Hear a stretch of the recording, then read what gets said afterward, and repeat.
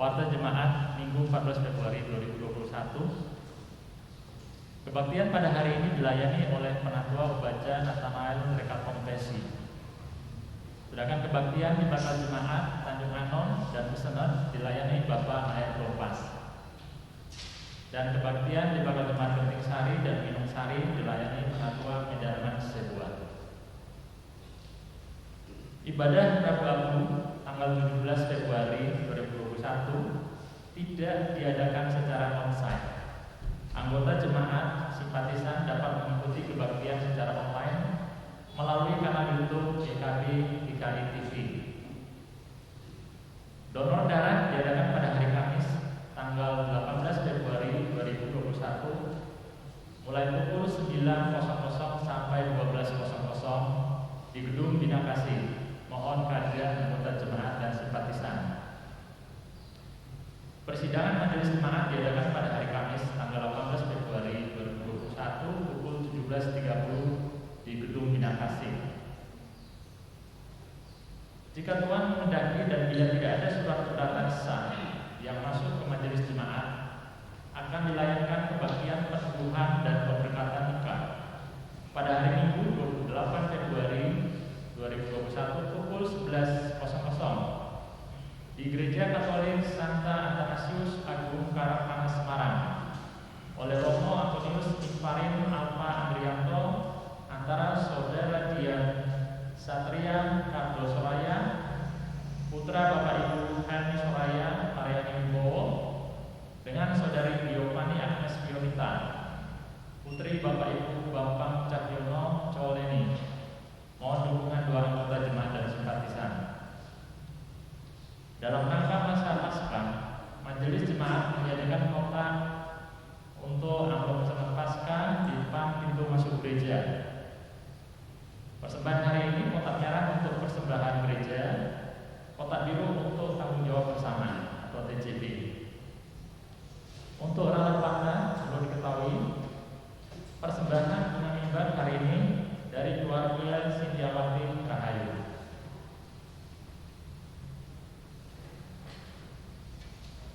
Saudara-saudara yang dikasihi Tuhan, kami mengundang saudara-saudara untuk bangkit berdiri dan berhimpun menghadap Tuhan memasuki ibadah minggu ini dengan menyanyikan NKB 32B bait 1 dan 4.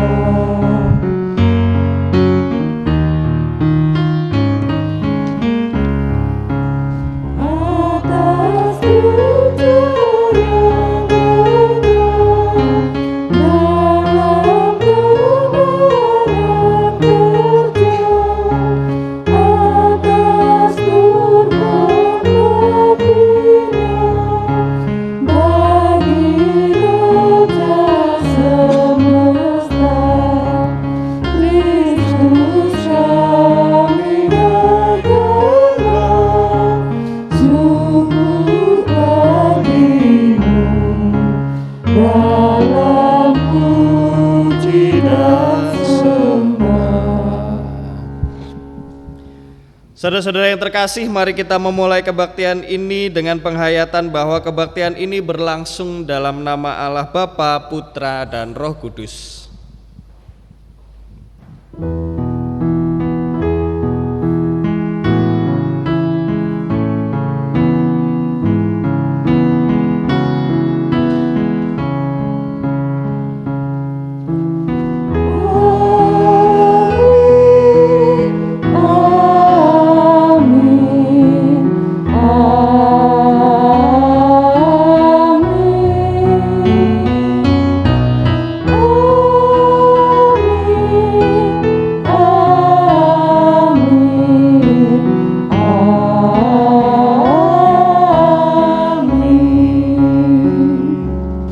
Kasih karunia dan damai sejahtera dari Allah Bapa kita dan dari Tuhan kita Yesus Kristus menyertai saudara sekalian. Dan menyertai saudara juga. Saudara yang terkasih dalam Yesus Kristus, tema khotbah hari ini adalah transfigurasi antara penderitaan dan kemuliaan. Hari ini kita memasuki minggu transfigurasi di mana kisah Tuhan Yesus dimuliakan di atas gunung.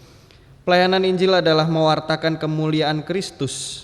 Paulus menyadari bahwa menjadi pewarta atau pelayan Injil merupakan kehormatan yang berasal dari kemurahan Allah semata. Maka Paulus tidak menonjolkan dirinya. Demikian pula hendaknya dengan kita. Seperti yang terdapat dalam 2 Korintus 4 ayat 5-6 yang berbunyi demikian. Sebab bukan diri kami yang kami beritakan, tetapi Yesus Kristus sebagai Tuhan, dan diri kami sebagai hamba-Mu karena kehendak Yesus. Sebab Allah yang telah berfirman, dari dalam gelap akan terbit terang. Ia juga yang membuat terangnya bercahaya di dalam hati kita, supaya kita beroleh terang dari pengetahuan tentang kemuliaan Allah yang nampak pada wajah Kristus. Mari kita datang kepada Tuhan dengan kerendahan hati untuk mengakui dosa-dosa kita. Mari kita berdoa. Kami datang kepadamu ya Bapa dengan penuh keterbatasan dan kerendahan hati. Kami ingin mengakui setiap dosa-dosa kami di hadapan-Mu.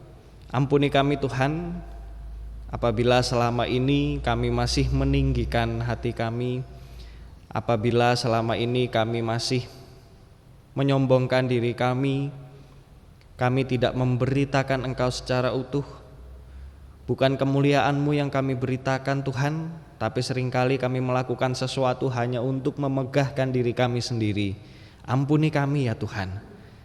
Begitu juga dengan kami sebagai gereja. Ampuni kami Tuhan, apabila selama ini kami masih belum mewujudkan kemuliaan-Mu, mewujudkan kasih-Mu yang nyata bagi setiap orang yang ada di sekeliling kami. Tolonglah kami Tuhan agar kami senantiasa dapat memperbaiki diri kami.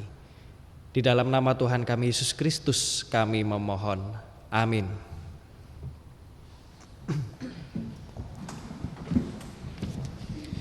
Saudara-saudara yang terkasih dalam Yesus Kristus, bagi setiap kita yang dengan tulus hati mengakui dosa-dosa kita di hadapan Tuhan, kini mari kita menerima berita anugerah dari Tuhan yang terdapat dalam 1 Yohanes 1 ayat 9 yang berbunyi demikian. Jika kita mengaku dosa kita, maka Ia adalah setia dan adil, sehingga Ia akan mengampuni segala dosa kita dan menyucikan kita dari segala kejahatan. Demikianlah berita anugerah dari Tuhan.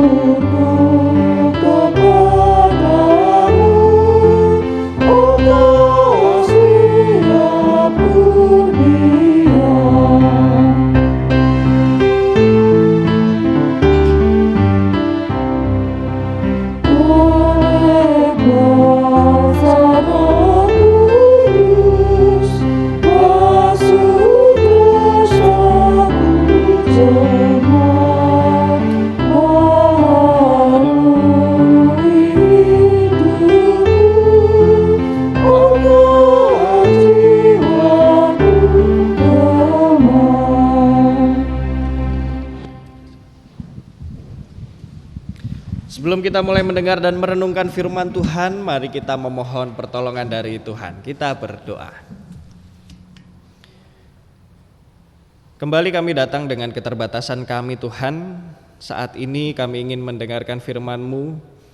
Biarlah apa yang kami dengar, yang kami baca, yang kami renungkan pada hari ini di tempat ini tidak berlalu begitu saja. Tapi biarlah firman-Mu dapat kami pelihara di dalam kehidupan kami sehari-hari, kami wujudkan melalui perbuatan kami. Tolonglah kami ya Tuhan, di dalam nama Tuhan kami Yesus Kristus kami berdoa. Amin.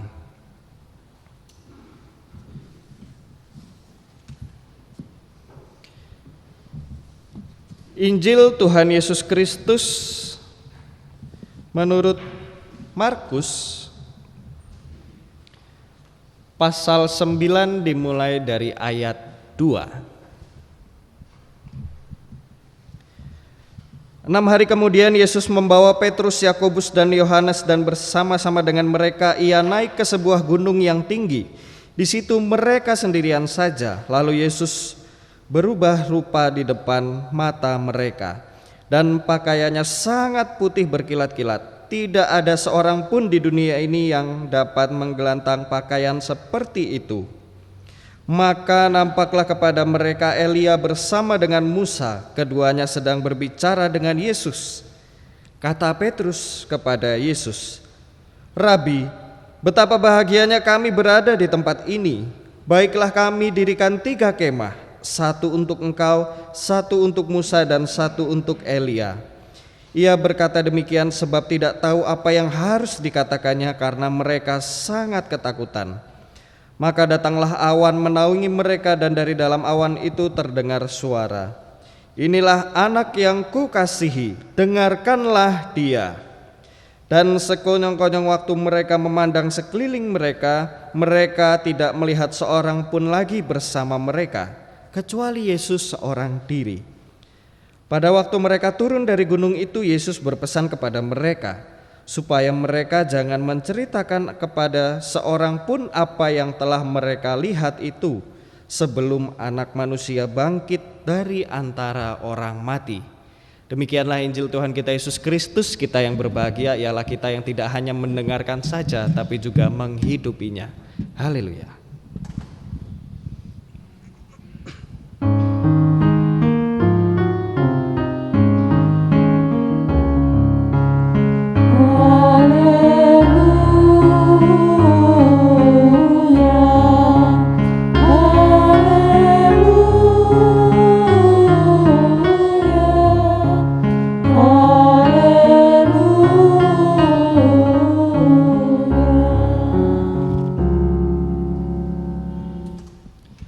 Selamat pagi Bapak Ibu. Wah, yang kencang baru sini sama sini. Pakaiannya sudah merah-merah, harus lebih semangat ya Bapak Ibu. Saya akan menyapa Bapak Ibu sekali lagi, tapi jawabannya pagi, semangat. Siap ya Bapak Ibu? Sekali lagi. Selamat pagi Bapak Ibu. Luar biasa. Bapak Ibu yang terkasih dalam Yesus Kristus, tema kita hari ini adalah transfigurasi antara penderitaan dan kemuliaan. Kita akan melihat sebuah peristiwa di mana Yesus menampakkan dirinya dalam wujud yang berbeda. Nah, kita lihat apakah yang ingin disampaikan oleh Yesus sebenarnya melalui perubahan rupanya, melalui perubahan wujudnya. Nah, kita akan melihat bahwa di dalam Minggu Transfigurasi ini kita menghayati ketika Yesus mengajak para murid-murid yang memiliki relasi paling dekat dengan Yesus untuk naik ke atas gunung, dan di situ dia menampakkan perubahan wujudnya. Nah, Minggu Transfigurasi ini biasa disebut sebagai Minggu Metamorfos. Nah, transfigurasi kata lainnya adalah metamorfos atau yang artinya adalah berubah bentuk. Tradisi perayaan Minggu Transfigurasi ini bermula dari tradisi monastik timur pada abad ke-4. Jadi sudah cukup lama tradisi ini dipelihara hingga sampai saat ini. Nah, kenapa tradisi ini terus dipelihara? Karena Yesus melalui gerejanya ingin menyampaikan kepada kita bahwa Ketika Yesus mengubah dirinya, Yesus ingin menunjukkan bahwa Ia adalah Allah yang sejati. Di dalam kemanusiaannya, di dalam dirinya yang mungkin terlihat biasa jika dilihat sebagai manusia, terdapat sebuah kemuliaan. Yesus mengungkapkan jati dirinya. Siapa Dia sesungguhnya yang selama ini hanya didengar melalui nubuat-nubuatan. Makanya ketika murid-murid itu melihat siapa yang ada di sebelah Yesus, mereka langsung tahu, oh ini adalah Musa dan ini adalah Elia. Karena rupanya hal itu telah dinubuatkan, telah menjadi cerita sepanjang masa dan mereka menjadi saksinya. Nubuat digenapkan dan ini disaksikan oleh para murid.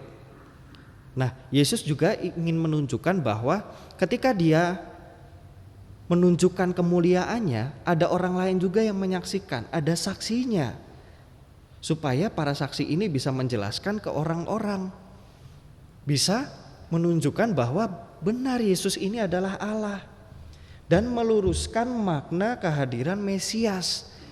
Yang selama ini orang-orang menantikan kehadiran Mesias hanya untuk mendapat keselamatan saja, tapi Yesus pelan-pelan mengubah paradigma ini.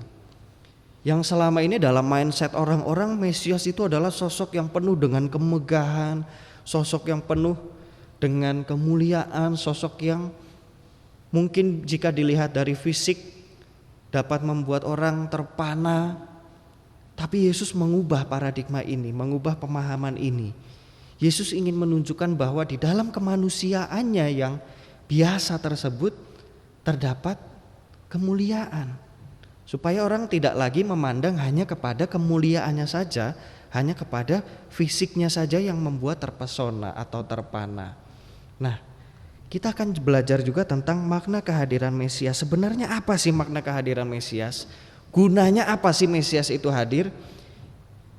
Mesias itu hadir supaya kita tidak terjebak pada wujud, pada hal yang luar biasa saja. Di dalam kehidupan beriman kita sehari-hari terkadang kita juga seperti itu ya Bapak Ibu. Kita menganggap Tuhan hadir ketika ada sesuatu yang kita nilai luar biasa ada di sekeliling kita, yang terjadi pada diri kita.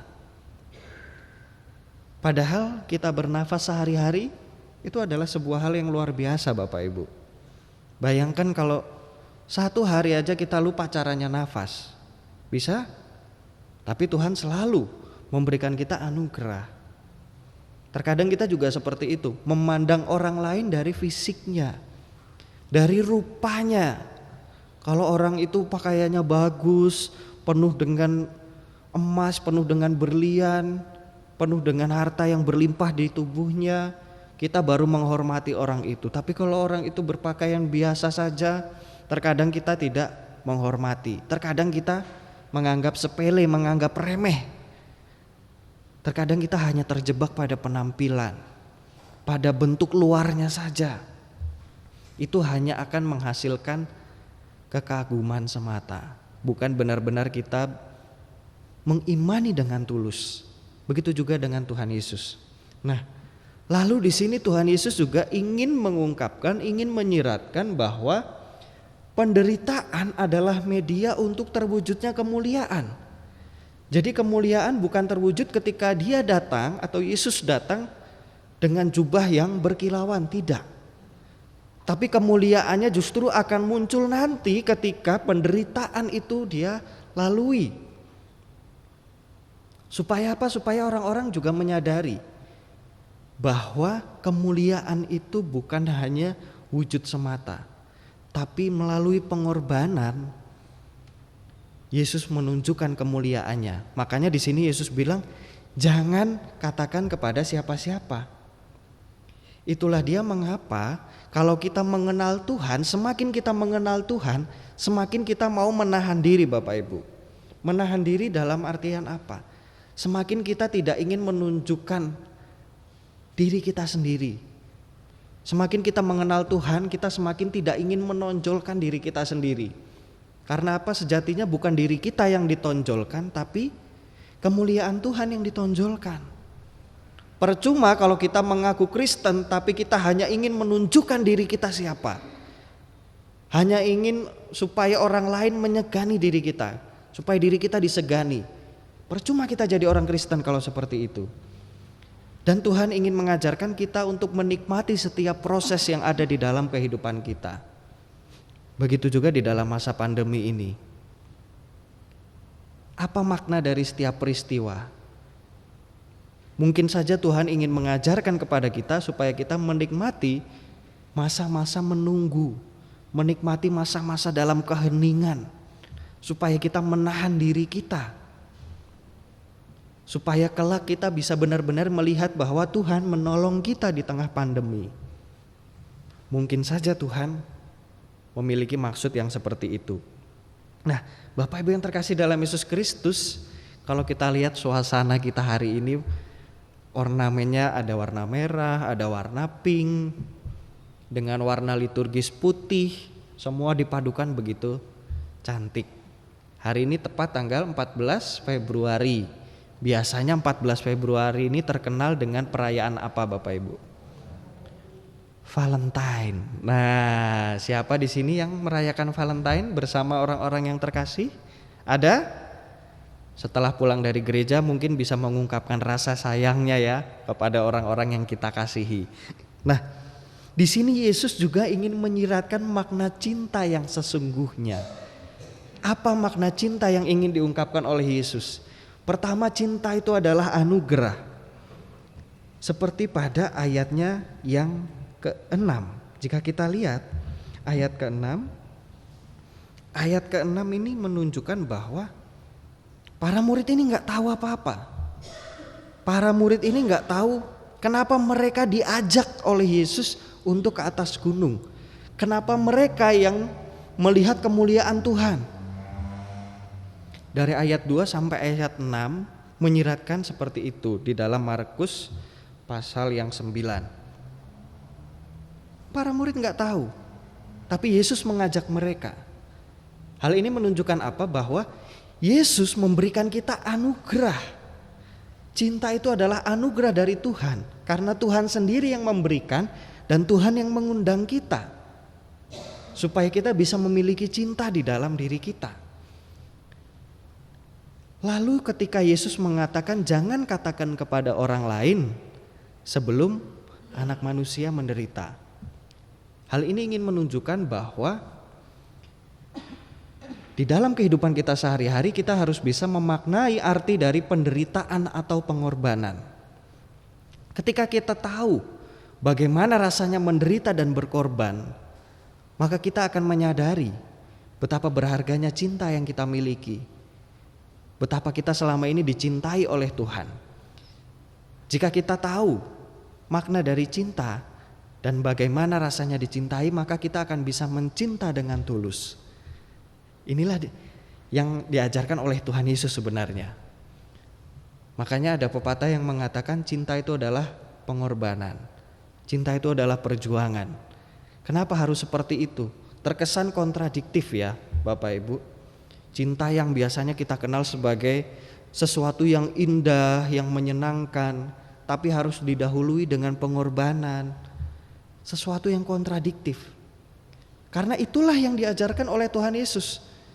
Ketika Tuhan Yesus mengorbankan dirinya, barulah kita tahu betapa Tuhan mencintai kita. Dan ketika kita tahu Tuhan mencintai kita, kita akan bisa mencintai orang lain dengan penuh ketulusan. Jadi Bapak Ibu mulai sekarang coba pikirkan, pernahkah Bapak Ibu berkorban demi orang yang Bapak Ibu sayangi? Pernahkah Bapak Ibu berjuang demi orang yang Bapak Ibu sayangi, yang kita sayangi? Lalu bagaimana proses menikmati perjuangan ini? Di situ kita akan merasakan bahwa cinta dan dicintai adalah sesuatu yang begitu berharga untuk kita. Dan cinta ini hadir di dalam segala situasi. Baik ketika para murid ini ketakutan, ketika para murid ini merasakan senang, sukacita, cinta ini selalu hadir. Begitu juga di dalam diri kita, di dalam kehidupan kita sehari-hari. Kalau keseharian kita tidak diisi oleh cinta, maka hidup kita akan terasa hambar Bapak Ibu. Hidup kita terasa sepaneng terus. Kalau kita nggak punya cinta kasih di dalam diri kita nggak akan pernah merasa dicintai oleh orang lain dan dikasihi orang lain kalau di dalam diri kita tidak ada cinta kasih. Nah, Bapak Ibu yang terkasih dalam Yesus Kristus, pada Minggu Transfigurasi ini marilah kita memaknai kehidupan kita. Sudahkah kita memaknai penderitaan? Kira-kira sudah belum kita memaknai penderitaan? Begitu juga ketika kita menghayati hari Valentine ini, tanggal 14 Februari yang biasa dikenal sebagai hari Valentine. Tahukah Bapak Ibu sejarah dari hari Valentine? Valentine ternyata memiliki sejarah yang tragis. Meskipun tidak ada yang tahu pasti siapa yang dimaksud dengan Valentine ini, tapi menurut catatan sejarah ada beberapa santo, tepatnya ada 3 santo yang namanya Valentinus atau Valentino atau biasa disebut juga Valentine. 3 santo ini mereka memiliki kisah masing-masing. Tapi persamaannya apa? 3 santo ini sama-sama mengorbankan dirinya untuk bisa membela orang lain dan untuk hidup di dalam jalan Tuhan. 3 santo ini sama-sama mengorbankan dirinya sebagai martir untuk bisa menolong orang lain.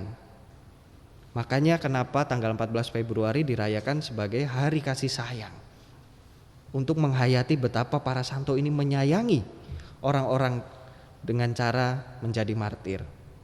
Nah, lalu apa lagi yang ingin kita pelajari? Sudahkah kita bertransfigurasi? Apa arti transfigurasi? Seperti di awal tadi, transfigurasi adalah perubahan wujud. Ketika kita mendengarkan firman Tuhan di tempat ini, mungkin saja kita semua di sini terlihat seperti orang baik. Tapi ketika kita keluar dari gereja ini, apa perubahannya yang terjadi dalam diri kita? Kalau tidak ada perubahan yang terjadi dalam diri kita, percuma kita mendengarkan firman dan ke gereja saat ini Bapak Ibu. Kalau tidak ada yang kita ingat satupun, percuma kalau kita mendengarkan firman hari ini. Jadi Minggu Transfigurasi ini juga mengingatkan kita bahwa kita pun juga harus berubah. Mengubah diri kita yang tadinya tidak baik menjadi baik. Mengubah pandangan-pandangan dalam diri kita yang tadinya keliru menjadi benar. Mengubah diri kita yang tadinya egois, yang tadinya tinggi hati menjadi lebih rendah hati ketika kita keluar dari gereja ini. Dan sudahkah kita merendahkan diri kita dan hati kita untuk mengikut Tuhan Bapak Ibu? Ini menjadi perenungan untuk kita semua. Terutama di dalam masa Valentine yang penuh dengan penderitaan ini, karena kita harus berada dalam situasi pandemi. Begitu juga ketika Sincia, sekarang Sinciaan pakainya Zoom, gak bisa ketemu langsung, gak bisa bagi-bagi angpau langsung. Itu harus kita nikmati. Kenapa? Karena inilah waktu yang Tuhan berikan untuk kita nikmati, supaya kita bisa belajar sesuatu. Jadi bukan waktunya untuk kita buru-buru secepat-cepatnya, jangan. Nikmati saja waktu yang Tuhan sudah berikan, supaya kita bisa mawas diri dan introspeksi diri. Bapak Ibu yang terkasih dalam Yesus Kristus, seperti biasa. Nah, seperti biasa ada apa di akhir khotbah? Ada PR. Nah, ada 2 soal. Yang pertama, tolong Bapak Ibu pikirkan, renungkan bagaimana Bapak Ibu menghayati penderitaan ataupun perjuangan di dalam kehidupan sehari-hari. Kalau saya mengerti apa itu artinya perjuangan, itu setelah mengetahui perjuangan dari orang tua misalnya. Contoh hal sederhana, Bapak Ibu di sini yang mempunyai anak-anak, pernah nggak Bapak Ibu rela tidak makan makanan dari satu acara hanya untuk membawa makanan itu pulang untuk diberikan kepada anak-anak Bapak Ibu? Pernah gak? Pernah pasti. Itu adalah bentuk perjuangan. Dan anak-anak juga menyadari, oh ternyata sebegitu berjuangnya orang tua demi anak. Misal seperti itu. Nah, lalu apa perubahan yang Bapak Ibu alami ketika mengikut Tuhan? Perubahannya apa saja nih? Apakah masih sama saja ataukah ada perubahan yang baik? Nah, Bapak Ibu yang terkasih dalam Yesus Kristus, di hari yang berbahagia ini, di hari Valentine, di Minggu Transfigurasi ini, kiranya kita boleh diingatkan dan dikuatkan oleh Tuhan supaya kita dapat mencintai dengan tulus, memiliki cinta dan menyebarkan cinta itu kepada setiap orang yang kita sayangi. Jangan pernah lelah untuk berjuang dan hargailah setiap orang yang berjuang untuk kita. Karena di balik perjuangan itu adalah cinta yang luar biasa untuk kita semua. Seperti Tuhan yang telah mencintai kita dan mengorbankan dirinya. Tuhan menolong kita. Amin.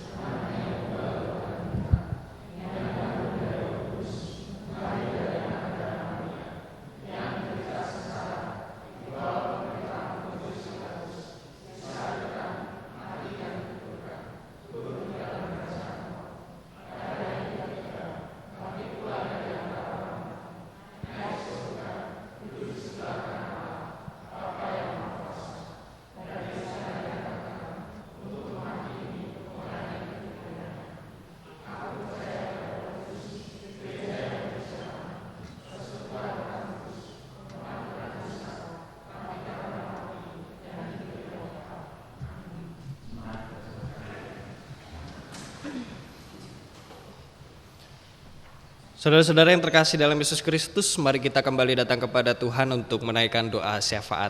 Mari kita berdoa. Kami mengucap syukur Tuhan untuk perubahan yang terjadi di dalam diri kami. Tolonglah kami Tuhan agar kami dapat memiliki perubahan-perubahan yang lain lagi. Tolonglah kami agar kami dapat mengubah kehidupan kami menjadi lebih baik seturut dengan kehendak-Mu. Di Minggu Transfigurasi ini kiranya Engkau mengubah diri kami Tuhan menjadi pribadi yang penuh dengan cinta, penuh dengan kasih. Dan kami dapat mewujudkan cinta dan kasih itu kepada setiap orang yang ada di sekeliling kami. Saat ini kami juga berdoa Tuhan untuk bangsa kami, bangsa Indonesia yang masih berjuang menghadapi pandemi. Kiranya Kau berkati kami Tuhan, berkati proses distribusi vaksin. Tuhan juga berkati bangsa kami yang saat ini masih bergumul karena bencana di berbagai daerah. Kiranya Engkau menolong para korban yang terdampak bencana alam ini. Dan Engkau juga gerakan kami Tuhan supaya kami dapat menolong orang-orang lain yang membutuhkan pertolongan. Kami berdoa untuk gereja-Mu ini Tuhan, GKI Wonosobo, kiranya Engkau berkati gereja ini agar menjadi gereja yang penuh dengan berkat, penuh dengan cinta dan kasih sayang. Engkau berkati setiap orang yang melayani-Mu, kiranya Engkau berikan ketulusan, kerendahan hati dan kejujuran di dalam pelayanan. Dan Engkau tolong kami Tuhan, tegurlah kami, ingatkan kami untuk kami dapat memberikan diri untuk melayani-Mu dan terlibat di dalam pelayanan-Mu Tuhan, baik itu melalui gereja maupun di luar gereja. Saat ini Tuhan, kami juga ingin berdoa untuk pergumulan kami. Kiranya Engkau hadir di dalam pergumulan kami, di dalam pergumulan orang-orang yang saat ini tengah sakit, di dalam orang-orang yang saat ini tengah merasakan kesedihan, kesepian. kiranya Engkau boleh hadir di dalam pergumulan. Dan di hari yang penuh sukacita dan kasih sayang ini, kiranya Engkau gerakan kami Tuhan untuk menunjukkan rasa sayang kami terhadap orang-orang terdekat kami dan terhadap orang-orang di sekitar kami. Kami memohon pertolongan-Mu Tuhan, dan kami mau serahkan seluruh kehidupan kami ke dalam tangan-Mu. Di dalam nama Tuhan kami Yesus Kristus kami berdoa. Amin.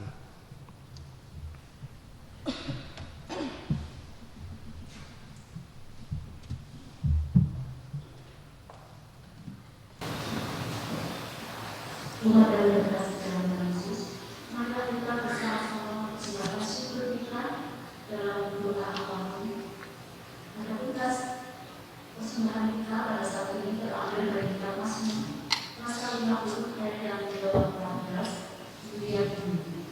Bersembahkanlah syukur sebagai doa kepada Allah dan berilah saling menghormati yang manusia. Mari kita bersama-sama berdoa untuk bersama-sama.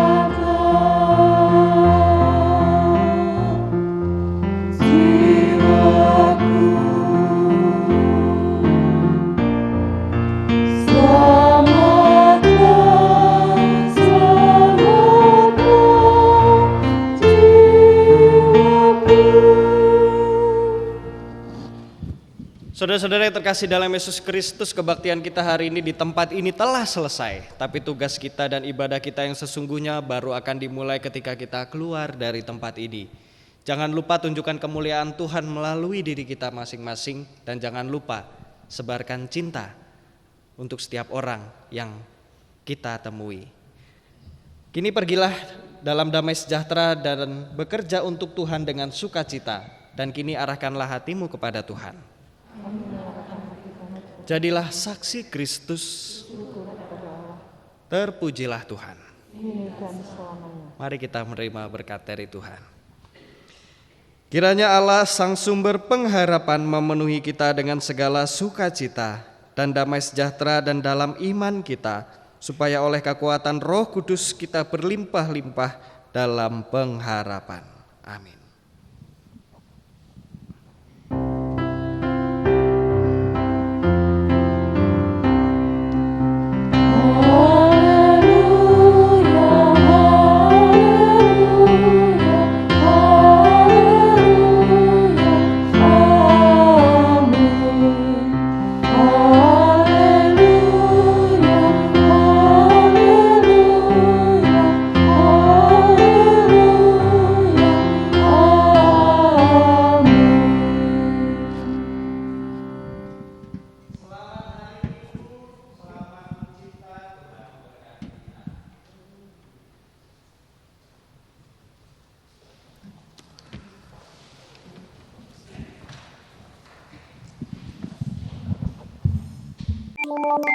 Thank you.